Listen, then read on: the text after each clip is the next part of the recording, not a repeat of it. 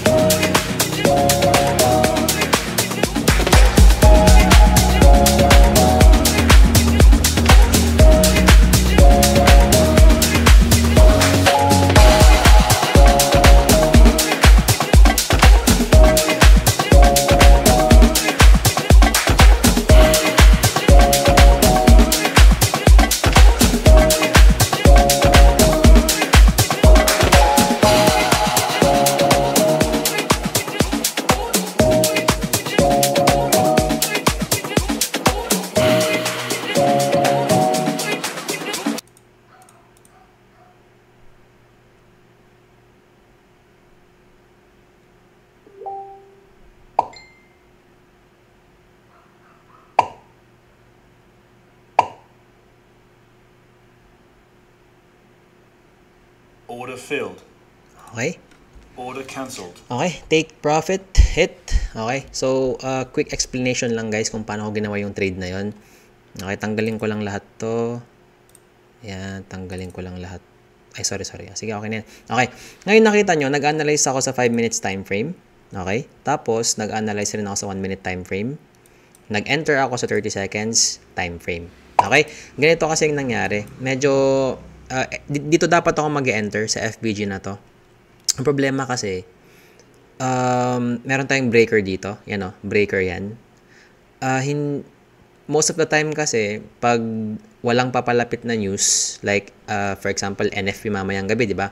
Walang papalapit na news, hanggang dyan lang yan. Pero naisip ko kasi, may news mamayang gabi. Most of the time kasi, nag-overshoot ng konti yung mga price.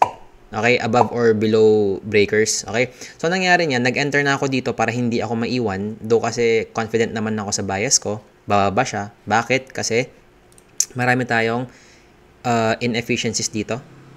Okay, sa 1 minute time frame. Tapos, bearish talaga yung bias natin ngayong araw. Okay, so, nag-enter ako sa 30 seconds, breaker, FVG.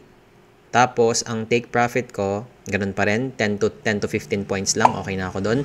So, yung trade na yon, ilang points yon? Tignan natin. 14 points more or less. Okay? That was 290 USD. Okay, so, panalo ulit during London session. Okay? So, guys, nagla-livestream po ako sa YouTube. So, i-follow nyo yung YouTube channel ko, 9:30 PM every day. 9:30 PM Monday to Friday para makita nyo yung mga live executions ko doon. Okay? So, see you sa next video.